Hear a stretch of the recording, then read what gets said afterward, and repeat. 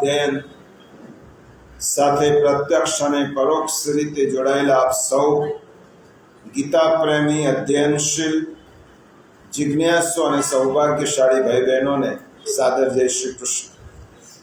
આપના હૃદયમાં બિરાજમાન પરમ કૃપાળુ પરમાત્માને વંદન કરી આપણે ગીતા ગાયક પ્રભુ શ્રી કૃષ્ણ અને ગીતા માતાના ચરણોમાં કોટી કોટી વંદન કરી આપણી અધ્યયન યાત્રાનો પ્રારંભ કર્યો.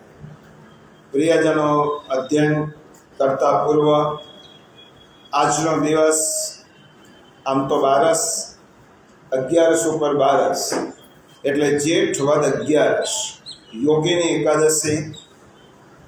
આજે સાંજે પણ 4:30 વાગે ભાગવત પુષ્ટિ સત્સંગ ઓનલાઈન અને શ્રી મહાપ્રભુજીનો ખૂબ મહત્વનો ગ્રંથ સિદ્ધાંત રહસ્ય, જેમાં પુષ્ટિ માર્ગ અને ભક્તિનો રહસ્ય મહાપ્રભુજીએ કહેલું છે, તે 4:30 વાગે તેનો સત્સંગ. આજે 11 યોગીની એકાદશી, આવતીકાલે સોમ પ્રદોષ, બુધવાર 25 તારીખે દશ અમાવાસ્યા અને 27 તારીખ શુક્રવાર રથયાત્રા. આ આવતા અઠવાડિયાના આપણા સાંસ્કૃતિક ઉત્સવો છે. પ્રિયજનો, આપણે અધ્યાય 9ના 18મા શ્લોકનું અધ્યયન કરી રહ્યા છીએ. મહાભારતની મધ્યમાં ગીતા છે. ગીતાની મધ્યમાં 9મો અધ્યાય અને 9મા અધ્યાયની મધ્યમાં આ 18મો શ્લોક. એટલા માટે સમગ્ર શાસ્ત્રની દીવા દાંડી સમાન આ શ્લોક છે. એટલા માટે આપણે વિગતે એક એક ભૂમિકા સમજીએ છીએ. ભગવાનની ભૂમિકાનું દર્શન કરાવતો આ શ્લોક ખૂબ મહત્વનો છે. પહેલાં આપણે પારાયણ કરીએ. 145 પાન, 9મો અધ્યાય 18મો શ્લોક. ગતિર્ભરતા પ્રભુ સાક્ષી નિવાસ શરણમ સુરત પ્રભયસ્થાનમ નિધાનમ બીજમાવ્યયમ. ભગવાન કહે છે, હું ગતિ છું, હું ભરતા છું. પછી ભગવાને કહું, પ્રભુ છું. જીવ માત્રની ગતિ મારા તરફ છે. પછી ભગવાને કહું, સમગ્ર જગતનો ભરતા, ભરણ પોષણ કરનાર હું છું. ત્રીજી ભૂમિકામાં ભગવાને કહ્યું, સમગ્ર જગતનો પ્રભુ એટલે માલિક હું છું. પ્રભુ એટલે માલિક, પ્રભુ એટલે નિયામક, પ્રભુ એટલે નિયંત્રક. અને પ્રભુનો અર્થ થાય સર્વ સમર્થ. ઈશ્વર સર્વ સમર્થ છે. સર્વ સમર્થનો અર્થ શાસ્ત્રોમાં કર્યો કે જે વ્યક્તિ સર્વ કરવા માટે સમર્થ હોય, સર્વતંત્ર સ્વતંત્ર હોય. પ્રભુનો અર્થ આપણે છેલ્લો વિચારતા હતા કે પ્રભુ એટલે પ્રસન્નતાથી સબર, અને પ્રભુ એટલે પ્રસન્નતાથી આપણને સૌને ભરી દે, તેનું નામ પ્રભુ. પ્રસન્નતાથી શ્રી કૃષ્ણ પ્રભુ પ્રસન્ન છે. તમે કૃષ્ણની કોઈ પણ લીલા જોશો, કોઈ પણ ચરિત્ર જોશો, કોઈ પણ પ્રસંગ જોશો, એ પછી મહાભારત હોય, શ્રીમદ ભાગવત હોય, હરિવંશ પુરાણ હોય કે કોઈ પણ ગ્રંથ હોય, કૃષ્ણ ક્યારે ઉદાસ થયા જ નથી. કૃષ્ણનો પર્યાય એટલે પ્રસન્નતા. કૃષ્ણ એટલે પ્રસન્ન વ્યક્તિત્વ. અને એટલા માટે કૃષ્ણ વિષમ પરિસ્થિતિમાં જેલમાં જન્મ થયો અને સામાન્ય માણસની જેમ મૃત્યુનો સ્વીકાર. જેલમાં જન્મ થયો, સામાન્ય વ્યક્તિની તરીકે મૃત્યુનો સ્વીકાર કર્યો. પાણી આપનાર પણ એમની પાસે કોઈ નહોતું. એવી પરિસ્થિતિમાં એમને અંતિમ શ્વાસ લીધો. આ લીલા છે પ્રભુ. ચોરીનું આળ પણ માથે આવ્યું. તે પણ સ્વીકાર. અને કૃષ્ણ એટલે પ્રસન્ન વ્યક્તિ, નિત્ય પ્રસન્ન હોય તેને પ્રભુ કહેવાય. ભગવાન કહે છે હું પ્રભુ છું, એનો એક અર્થ આ નિત્ય પ્રસન્ન છે. ભગવાન પ્રસન્ન છે અને આપણને પ્રસન્નતાથી ભરી દે છે. જેની પાસે જે હોય તે આપે. પ્રભુ આનંદનું સ્વરૂપ છે, એટલા માટે પ્રભુ આનંદની લાણી કરે છે. પ્રભુ પ્રસન્ન છે એટલા માટે આપણને પ્રસન્નતાથી ભરી દે છે. આનંદમ બ્રહ્મ વ્યાજાનાથ. પ્રભુ કેવા છે કૃષ્ણ? આનંદ માત્ર કરપાદ મુખોદરા. જેનું શ્રીઅંગ આનંદથી જ સબર છે, પ્રસન્નતાથી ભરેલું છે. પ્રશ્ન એ થાય કે પ્રસન્ન પ્રભુ તેમના પુત્રો ઉપર એટલે આપણા બધા જીવો ઉપર પ્રસન્નતાની જ વૃષ્ટિ કરે છે, અને છતાં પણ આપણે અપ્રસન્ન રહીએ છીએ. શ્રીમદ ભગવદ્ ગીતા ગઈ વખતે જોયો તો કે વિષન્નતામાંથી પ્રસન્નતા તરફ લઈ જાય. કોઈ એમ પૂછે કે ગીતા કેમ વાંચવાય, એનો એક વાક્યમાં જવાબ આપવો હોય તો મારી વિષમતામાંથી મને પ્રસન્નતા તરફ લઈ જાય છે. વિષમતાથી પ્રસન્નતા તરફ, સમતા તરફ ગીતા લઈ જાય છે.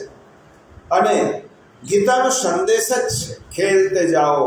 આપણો એક ભજન છે, ખેલતે જાઓ गीता कहती है सुख दुख में भी समता पाओ, सीता कहती है जो मानव हंसना नहीं जाने जीवन को एक बोझ सा माने, समझ न पाया प्रभु की माया सूरत रोती है सुख दुख में भी समता पाओ, सीता कहती. સુખ દુઃખ હોય, યશ અપયશ હોય, ગમે તેવી વિષમ પરિસ્થિતિ હોય, શ્રીમદ ભગવદ્ ગીતામાં ભગવાન આપણને પોતાના ઉદાહરણથી સંદેશ આપે છે. ચિત્તની સ્થિરતાને ડામાડોળ નહીં થવા દેવા. આપણું ચિત્ત હાલી જાય છે, સુખમાં છકી જાય છે અને દુઃખમાં ડગી જાય છે.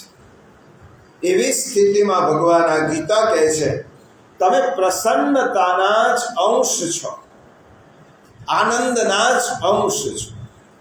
તો તમારામાંથી આનંદ ભાવ તિરોહિત ન થવો જોઈએ, પ્રસન્નતા તમારામાં રહેવી જોઈએ. પ્રશ્ન એ થાય કે પ્રભુ પ્રસન્નતાની વૃષ્ટિ બધા ઉપર કરે છે. ભગવાનની વૃષ્ટિ સમાન છે. જો મહાપુરુષો સંતો કેવા પ્રસન્ન રહે છે, દુઃખ એમને નથી આવ્યું એમ નહીં. એમને આપણા જેમ શારીરિક કષ્ટ પણ સહન કરવું પડે છે, એમને આપત્તિ પણ સહન કરવી પડે છે, એમને સંકટોનો સામનો પણ કરવો પડ્યો છે. છતાં પણ મહાપુરુષો, ઋષિઓ, આચાર્યો પ્રસન્ન રહે છે, કારણ કે તેમણે પ્રભુની સાથેનો સીધો સંપર્ક કર્યો છે. એ પ્રસન્ન રહે છે તો પ્રભુ તો પ્રસન્નતાની વૃષ્ટિ જીવ માત્ર પર કરે છે. તો પછી આપણે શા માટે અપ્રસન્ન છીએ, વિષાદગ્રસ્ત છીએ? તમે જોજો બધા જ લોકો, તમે કોઈને પૂછશો સુખી છો? ના ના, હું સુખી નથી, આ દુઃખ છે. દુનિયામાં 100% માણસોની પાસે જશો કેમ છે? ના ના, દુઃખ છે, પુત્રનું, પત્નીનું, દીકરીનું, સમાજનું, પ્રતિષ્ઠાનું, જે દુઃખ છે એ વર્ણવશે. પ્રભુ પ્રસન્નતાની વૃષ્ટિ નિરંતર કરે છે તો આપણે અપ્રસન્ન કેમ? એ વાત પર આપણે ગયા વખતે અધ્યયન ટૂંકા, અને તે વખતે આપણે કહ્યું હતું કે આપણે અપ્રસન્ન એટલા માટે છે કે આપણો પાત્ર છિદ્રવાળું છે. વરસાદ પડતો હોય બધા જ પાત્ર લઈને ઊભા હોય. કોનો પાત્ર વરસાદના પાણીથી ભરાય કે જેનું પાત્ર અક્ષુણ્ણ હોય, છિદ્રવાળું ન હોય, એ પાત્ર વરસાદથી ભરાય, વરસાદના પાણીથી. પણ જેનું પાત્ર છિદ્રવાળું હોય તો વરસાદનું પાણી ઉપરથી આવે ને નીચેથી વહી જાય. એ ગમે એટલો વરસાદ પડે તો પણ તેના પાત્રમાં પાણી ટકે જ નહીં. એવી રીતે આપણું જીવનરૂપી પાત્ર છે એ છિદ્રવાળું છે. કયા કયા છિદ્રો છે આપણા પાત્ર, અને એ છિદ્રો જો દૂર થાય તો જ પ્રસન્નતા. આપણા જીવનરૂપી પાત્રમાં જો પહેલું છિદ્ર હોય અસંતોષ, 5 છિદ્રો છે. પહેલો છિદ્ર છે અસંતોષ, બીજો છિદ્ર છે ઈર્ષા. આપણે પ્રસન્ન રહી શકતા નથી એનું કારણ છે અસંતોષ છે. બીજો છે ઈર્ષા છે. ત્રીજો છે ચિંતા. ચોથો છે બીજી વ્યક્તિ મારા માટે શું વિચારે છે અને શું બોલે છે એ જાણવાની ઈચ્છા. અને 5મી વસ્તુ બીજા પાસે આપણી અપેક્ષા. આ 5 એવા તત્વો છે કે આપણી પ્રસન્નતાને છીનવી લે છે. એમાં પહેલો છે અસંતોષ. અસંતોષ એવી વસ્તુ છે, ગીતા કહે છે કે યદ્રચ્છા લાભ સંતુષ્ટ.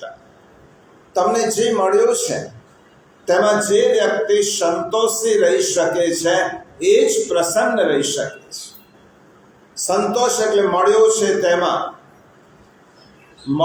તેમાં જે સંતોષ પામે છે એમાં એ પ્રસન્ન રહે. ભગવાનની ઈચ્છાથી જે મળ્યું છે એ પછી ભૌતિક વસ્તુઓ હોય, ભૌતિક સંપત્તિ હોય, પરિવાર હોય, પુત્ર હોય, પત્ની હોય, પુત્રી હોય, પરિવારજનો હોય, જેવું મળ્યું તેમાં સંતોષ. આ ગીતાનું સૂત્ર છે. યદ્રચ્છા લાભ સંતુષ્ટ. જે મળ્યું છે તેમાં સંતોષી રહી શકે છે. એક દ્રષ્ટાંત કથા છે. કોઈ ભિખારી, દ્રષ્ટાંત કથા એટલા માટે કહું છું કે આપણા બધાની સ્થિતિ આવી જ છે. એક ભિખારીને એક સવારે વન દેવતા મળી ગયા, વનદેવી મળી ગઈ. વનદેવી પ્રસન્ન થયો કે આજે હું બહુ પ્રસન્ન છું. આજે મારી સામે જે આવે તેની જોડી હું સોના મોરથી ભરી દેવા માંગુ છું. ભિખારીને કહું કે તું તારી જોડી ખોલ, સોના મોરથી મારે ભરી દેવી છે. ભિખારીએ જોડી ખોલી. વનદેવીએ શરત કરી કે પણ સોનામોર જો નીચે જશે તો બાકીની બધી જ સોનામોર કશી જ કામ નહીં લાગે, એ પછી બધી જ રાખ થઈ જશે. એક પણ નીચે ના પડવી, બધી જ તારી હું જોડીમાં જ નાખીશ, બધી જ તારી જોડીમાં આવતી. વનદેવી સોનામોર નાખતા ગયા. ભિખારી 1 2 ગણતા એટલો બધો ખુશ થઈ ગયો કે મારું તો જીવનનું દારિદ્ર્ય દૂર થયું. જોડી ભરાઈ જવા આવી. ફાટેલું કપડું હતું. શ્રી વનદેવીએ કહ્યું હવે કે સમય એવી નથી, ના તમે થોડી નાખો, થોડી જ રહી જશે. વનદેવીએ કહ્યું હજી વિચાર કર, એક પણ નાખીશ તો આ જોડી ફાટી જશે. પેલાએ કહું ના મારી ઈચ્છા છે તમે નાખો. અને વનદેવીએ જ્યાં સોનામોર બીજી નાખી ત્યાં આખી જોડી ફાટી ગઈ અને બધી જ સોનામોર નીચે.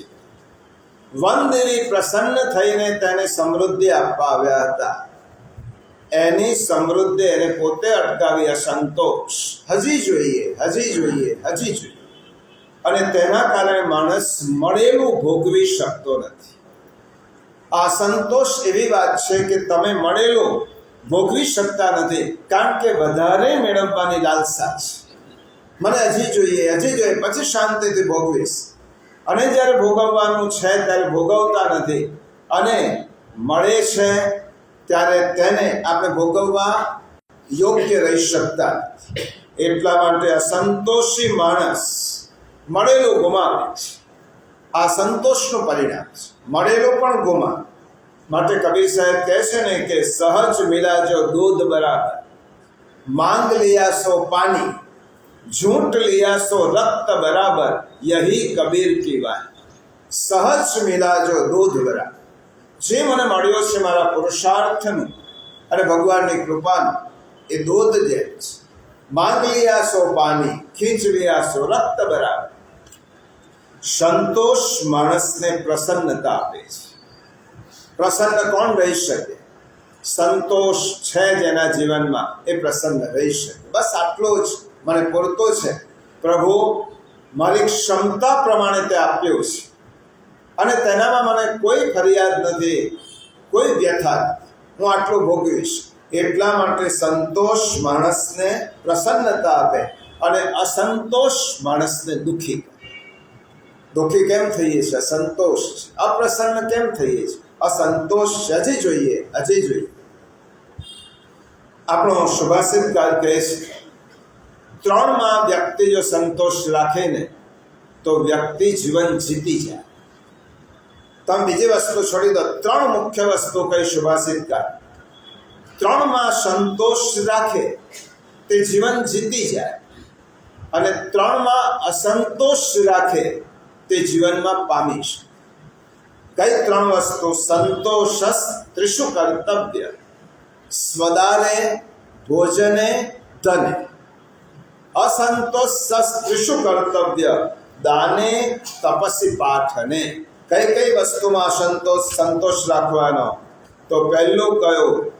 મળેલી કઈ વસ્તુ આપણને જરૂર છે? પહેલા તો સ્વદારે, પોતાની પત્નીમાં સંતોષ રાખવા. આ વ્યભિચારનું પ્રમાણ સમાજમાં એટલે જ થયું છે કે જેને પોતાની મળેલી પત્નીમાં સંતોષ નથી અને જેનો ચિત્ત બીજે જાય છે, એના કારણે વ્યભિચાર વધ્યો છે. પોતાની સ્વદારે, ભોજને, મળ્યો તે ભોજનમાં સંતોષ રાખવા. જેટલું મળ્યું એ બધું મારું નથી, જેટલું મારી હોજરી પચાવી શકે એટલું જ મારું છે. એટલા માટે સ્વદાને, ભોજને અને ધને, તમારી પાસે જેટલી સંપત્તિ છે એનામાં સંતોષ રાખો. દારામાં સંતોષ રાખશો, પત્નીમાં, તો ચારિત્ર્ય હનનથી અટકી જશો. તમારા ભોજનમાં સંતોષ રાખશો તો આરોગ્ય હાનિ નહીં થાય. અને જો ધનમાં સંતોષ રાખશો તો ચોરી છે, બીજાનું પડાવી લેવાની વૃત્તિ છે, ભ્રષ્ટાચાર છે, આનાથી બચી શકશો. એટલા માટે ત્રણમાં સંતોષ. પણ ત્રણમાં અસંતોષ આપણા શાસ્ત્રોએ કહ્યું, આ ત્રણમાં તમે સંતોષ કેળવી લો, બસ જીવનમાં ઘણું બધું પ્રાપ્ત થશે. અને આમાં ત્રણમાં બધું જ આવી ગયું.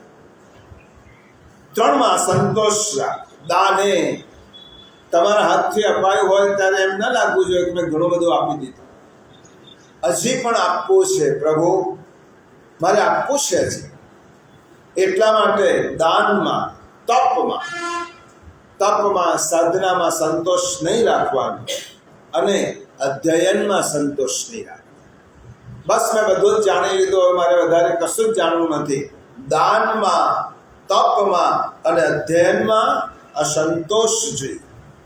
આ સૃષ્ટિમાં મને મળેલ વસ્તુ, મારી પાસે આવેલ વ્યક્તિ અને સૃષ્ટિની જે વ્યવસ્થા છે, એમાં જે વ્યક્તિ સંતોષથી રહી શકે છે એ જીવન પ્રસન્નતાથી ભરી શકે છે. મળેલી વસ્તુ, પ્રાપ્ત થયેલી વ્યક્તિ અને નિર્માણ થયેલી વ્યવસ્થા, વસ્તુ, વ્યક્તિ અને વ્યવસ્થા, આ ત્રણમાં જે સંતોષ રાખે છે એ વ્યક્તિ પ્રસન્ન રહી શકે છે. એટલા માટે આપણે ત્યાં કહ્યું, ગીતામાં કહ્યું, સ્વીકાર. Life is acceptance. તમે સ્વીકાર કરો મળેલી વસ્તુનો, મળેલી વ્યક્તિનો અને મળેલી વ્યવસ્થા. સ્વીકારની ભાવના હશે તો જ આપણી પ્રસન્નતા ટકી શકશે. ભાગવતમાં એક શ્લોક છે, યસ્માચ્ચ યેન ચ યથા ચ યદા ચ યચ્ચ યાવચ્ચ યત્ર ચ શુભમાત્મ કર્મ તસ્માચ્ચ તેન ચ તથા ચ તદા ચ તચ્ચ તાવચ્ચ તત્ર ચ વિધાતૃવશાદુપૈ. એનો અર્થ ભાગવતકારે કર્યો છે, આ જગતમાં જેને જેટલું, જ્યારે, જેવું મળ્યું તેનો હસતા હસતા સ્વીકાર કરવો જોઈએ. અને જે કોઈ પણ વસ્તુ, આ સૃષ્ટિનો નિયમ છે, કોઈ પણ વસ્તુ કોઈને વધારે મળતી નથી અને કોઈ પણ વસ્તુ કોઈને ઓછી મળતી નથી. તમે એમ માનો મને ઓછું મળ્યું છે, ઓછું મળ્યું જ નથી. મારા પ્રારબ્ધ પ્રમાણે મળ્યું છે અને પ્રભુએ મારી ક્ષમતા પ્રમાણે મને કૃપા કરીને આપ્યું છે. એટલા માટે જેટલું, જ્યારે, જેનાથી જેવું મળ્યું તે સ્વીકારી. એટલા માટે સ્વીકાર એ જ પ્રસન્નતાને લાવવાનું છે. અસંતોષ કેવી રીતે દૂર થાય? સંતોષ ક્યારે આવે? સ્વીકારની ભાવનાથી સંતોષ આવે. તમે અસ્વીકાર કરશો તો અસંતોષ આવશે. સ્વીકારની ભાવનાથી સંતોષ, પ્રાપ્ત થયેલ વસ્તુ, મળેલી સંયોગથી મળેલી વ્યક્તિ અને ભગવાને જે વ્યવસ્થા ઊભી કરી છે તે વ્યવસ્થામાં જે સંતોષ દાખવી શકે તે જ પ્રસન્ન રહી શકે. આ પહેલું. આપણે અપ્રસન્ન કેમ રહીએ છીએ એનું પહેલું કારણ છે અસંતોષ. બીજું કારણ છે ઈર્ષા. આ ઈર્ષા એ બહુ મોટું છિદ્ર છે. મને કેમ મને મળ્યું નહીં આ સંતોષ, પણ બીજાને કેમ મળ્યું આનું નામ ઈર્ષા. મને મળ્યું નહીં આ આપણા પૂરતું સીમિત છે, પણ આપણે તો આપણા તરફથી બીજા તરફ દ્રષ્ટિ નાખીએ છીએ. બીજાને કેમ આનું નામ ઈર્ષા. મારા પાડોશીને કેમ, મને કેમ નહીં આનું નામ ઈર્ષા.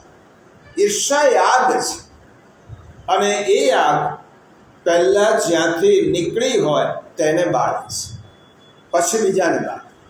ઈર્ષા એવી આગ છે કે જે આગમાં જ્યાંથી ઉદ્ભવ થયો છે એને જ બાળી નાખે છે.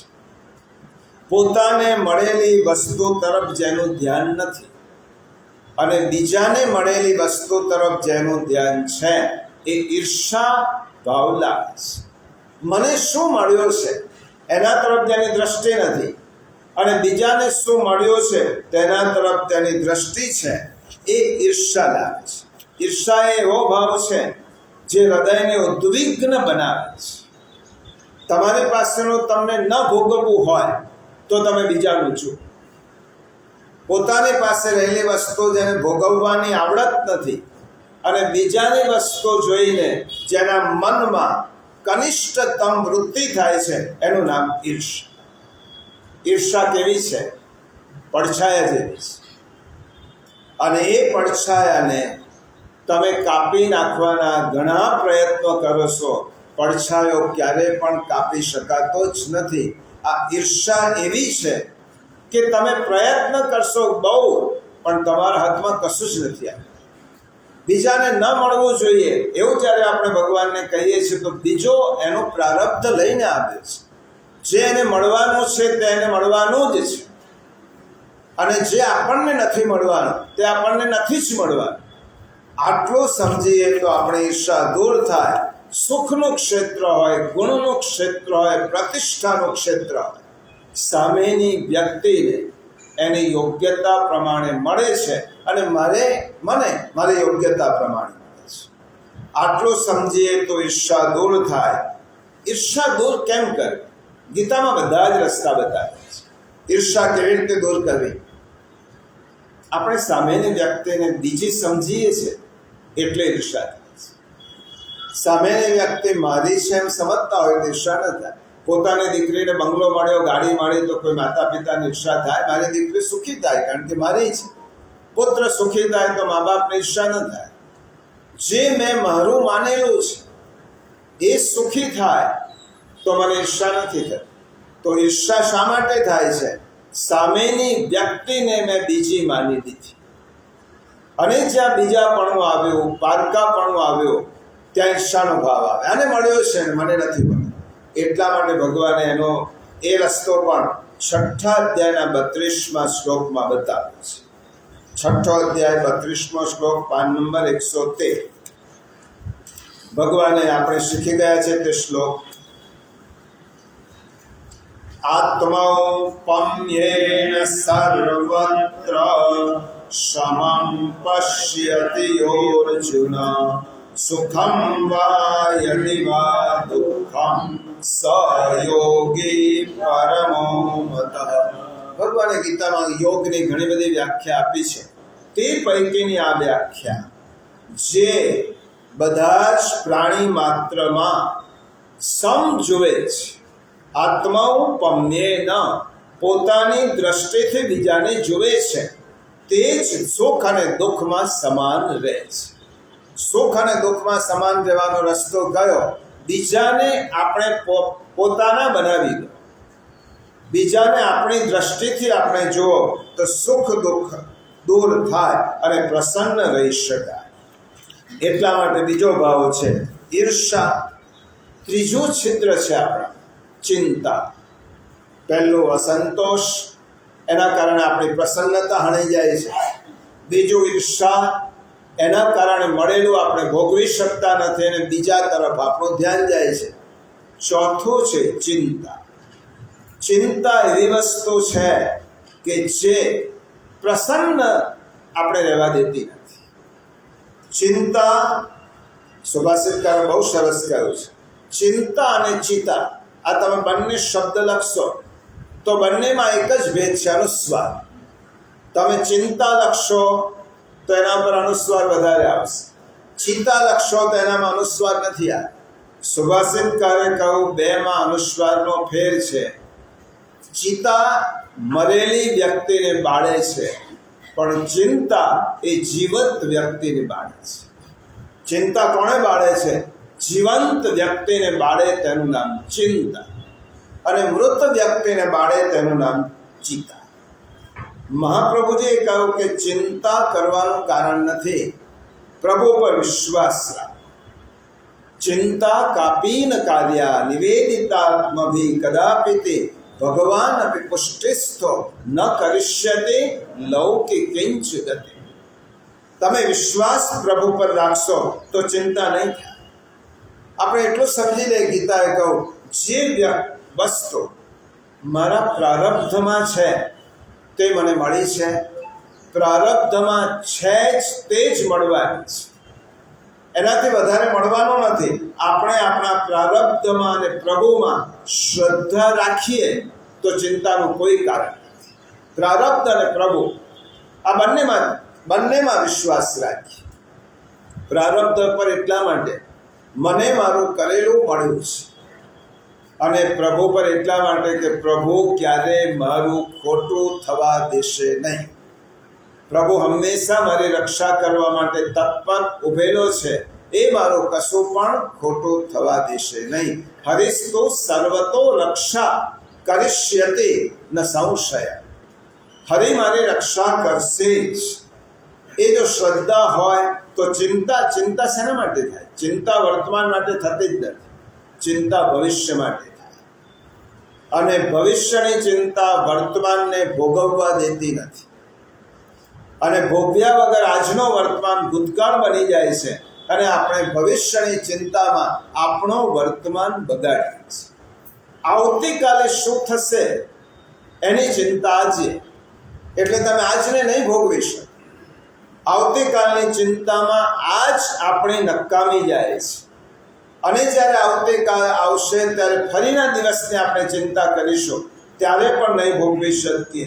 માટે સુભાષિતકારે કહ્યું છે, મહાપ્રભુજીએ તો બહુ આશ્વાસન, પ્રભુ સર્વ સમર્થોષિ તતો નિશ્ચિંતતામ વ્રજે. મારા પ્રભુ સર્વ સમર્થ છે, એટલા માટે નિશ્ચિંત થઈ જાય. ચિંતા સોંપી દીધી પછી નિશ્ચિંત થાવ. એ વિષય આવે છે આના પછી ના શરણમમાં, ત્યારે આપણે વિચારીશું. સુભાષિતકારે બહુ સુંદર કહ્યું, યદ ભાવી ન તદ ભાવી, ભાવી એ તન્ન તદન્યથા ઇતિ ચિંતા વિષગ્નોયમ અગધ કિમ ન પીયતે. જે થવાનું નથી તે કદી થવાનું નથી.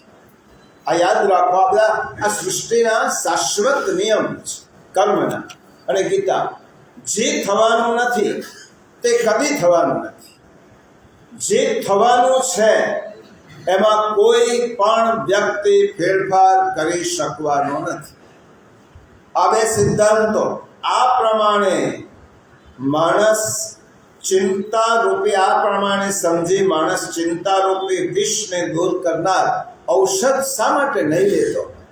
આ બંને વસ્તુ આપણા મનમાં સ્પષ્ટ કરી, જે થવાનું નથી એ ક્યારે પણ થવાનું નથી જ, અને જે થવાનું છે તેને કોઈ પણ વ્યક્તિ અટકાવી શકવાનું નથી.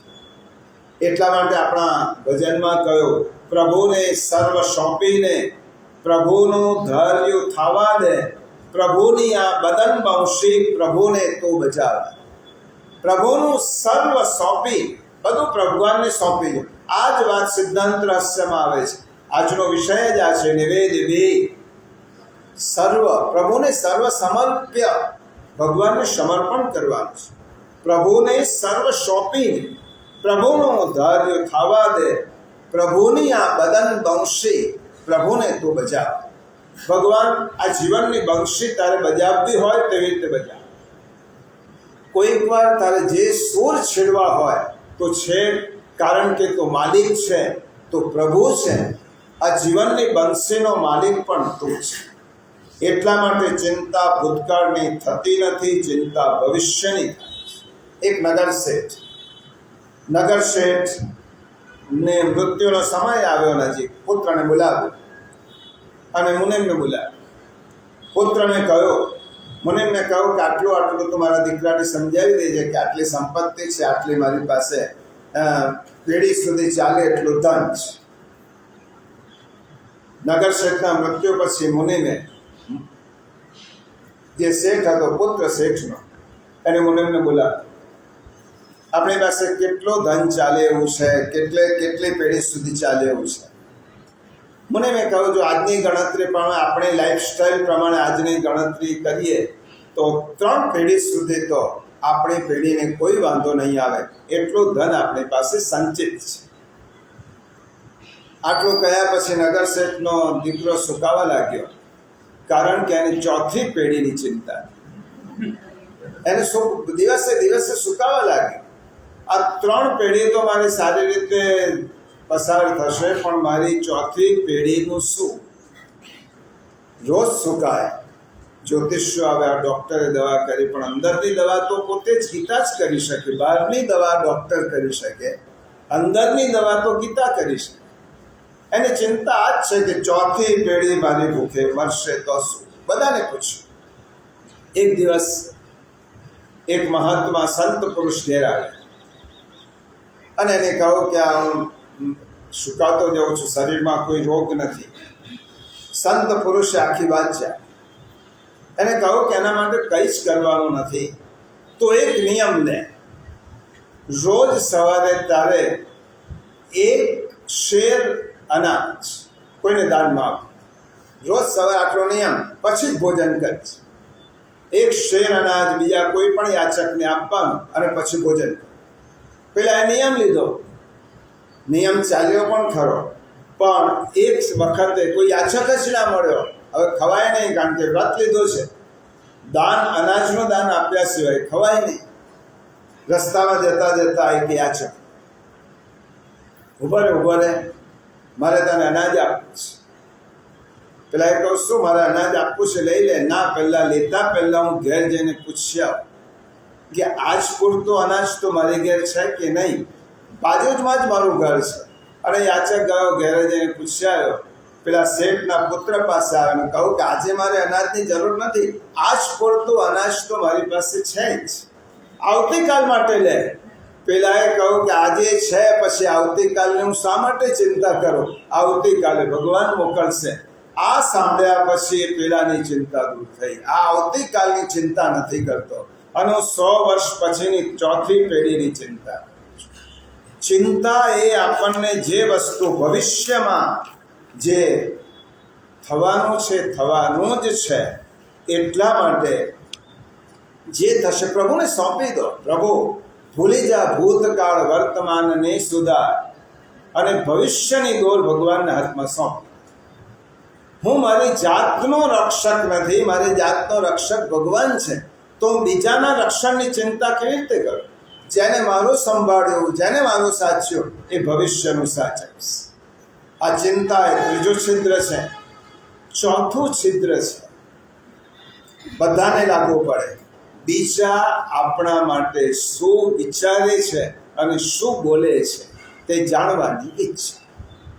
આ કોણે નથી? બીજા મારા માટે, પાડોશી મારા માટે શું વિચારે છે, પાડોશી મારા માટે શું બોલે છે, બીજો મારા માટે શું વિચારે છે.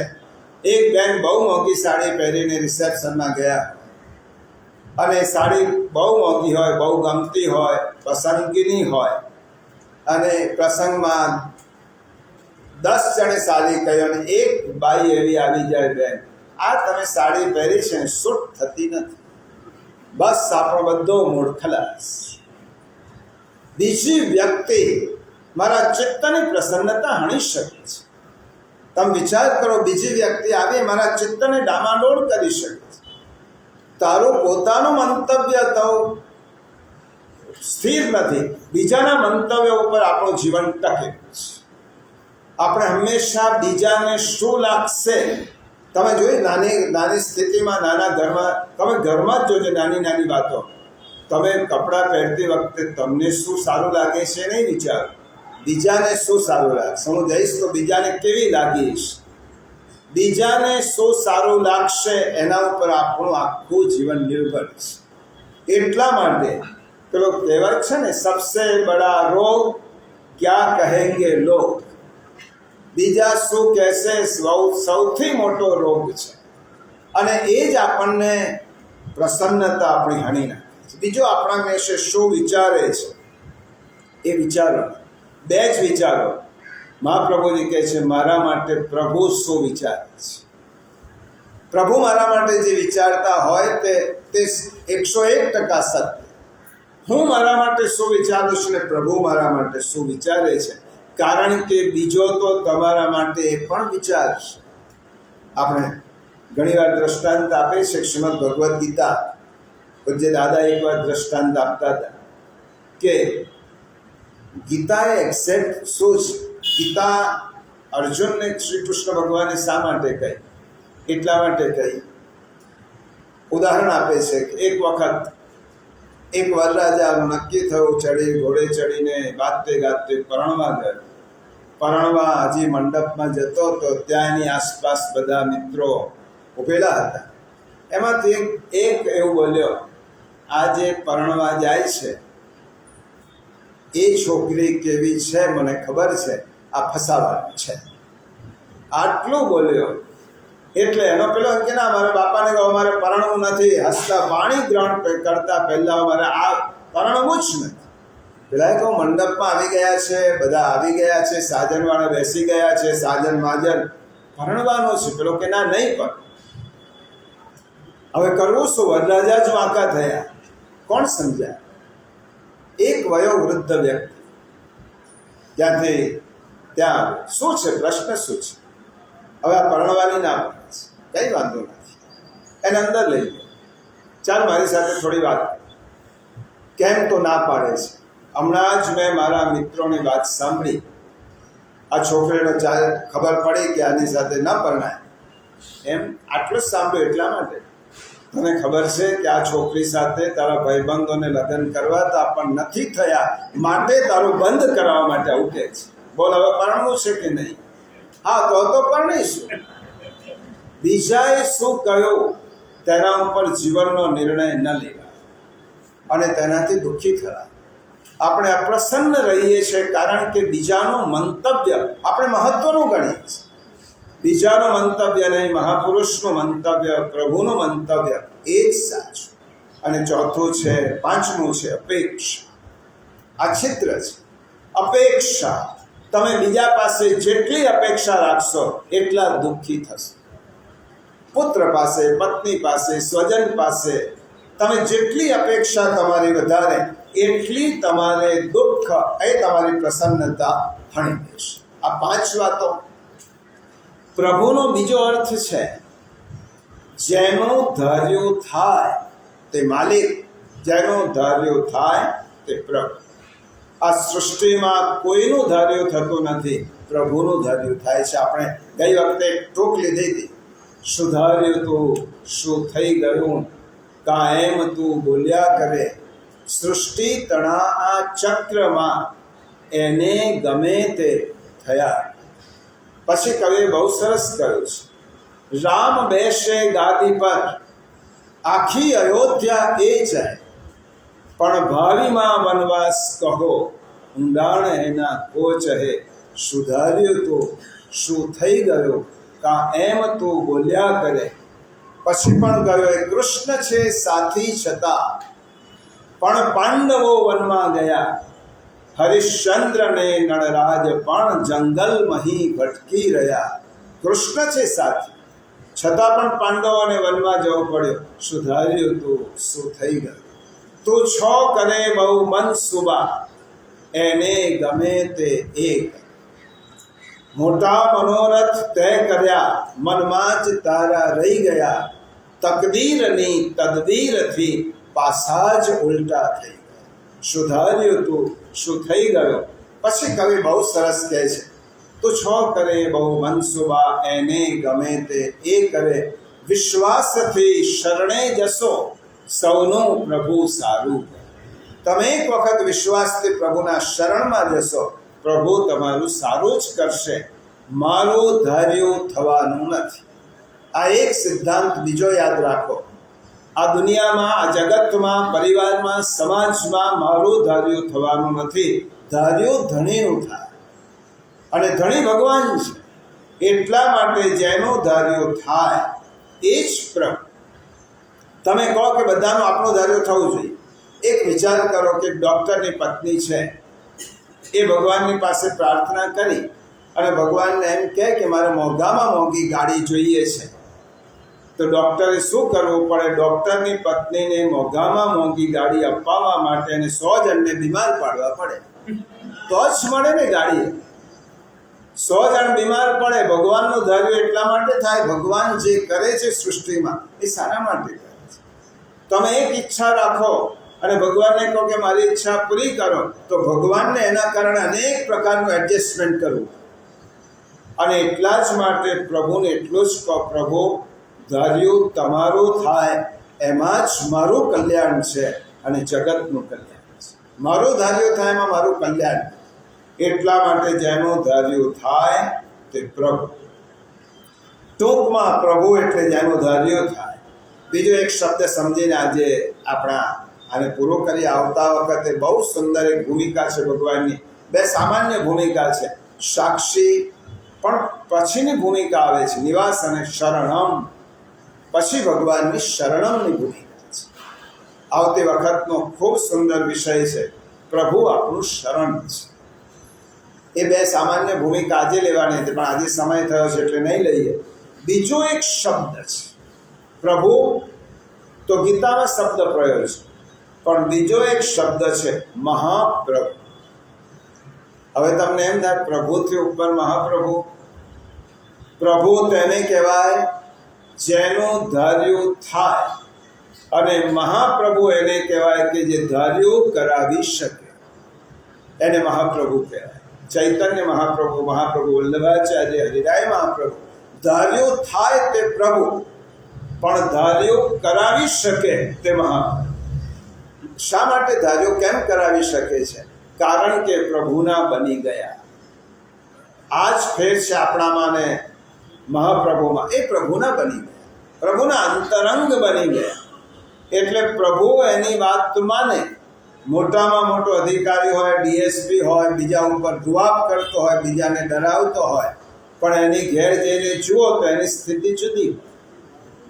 એ પત્નીથી ડરતો હોય. શા માટે? જેને ધાર્યું કરાવી શકે એ પત્ની.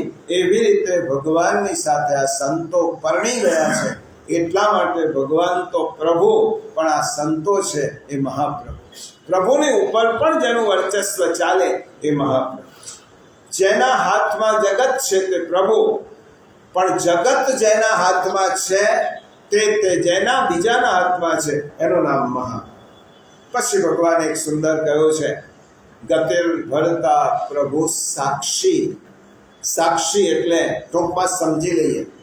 સાક્ષી એટલે ભગવાન આપણું બધું જ જુએ છે.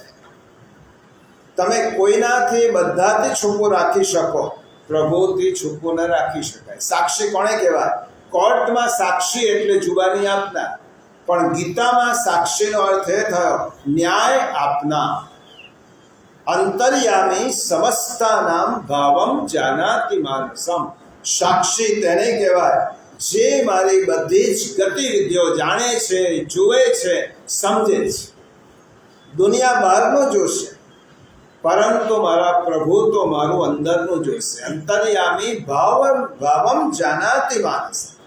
આપણે દુનિયાને કેમ છેતરી શકીએ છીએ? કારણ કે દુનિયા આપણા અંતરને જાણતી નથી. પરંતુ આપણા અંતરને જાણે છે, તે અંતર્યામી છે, સાક્ષી રૂપે બેઠેલા છે. એટલે ભગવાન જગતના સાક્ષી છે અને ભગવાન નિવાસ છે. ભગવાન ગતિર્ભરતા પ્રભુ સાક્ષી નિવાસ, પ્રભુ જગતનું નિવાસ સ્થાન છે. અહીંયા આપણે અટકી આવતા વખતનો મુખ્ય વિષય છે શરણમ, શરણાગતિ. અને એ શરણાગતિ પ્રભુની લેવાની છે. એની વાત આ ભૂમિકામાં પ્રભુ કહે છે. આવતા રવિવારે આવીશું અને તેનો વિચાર કરીશું.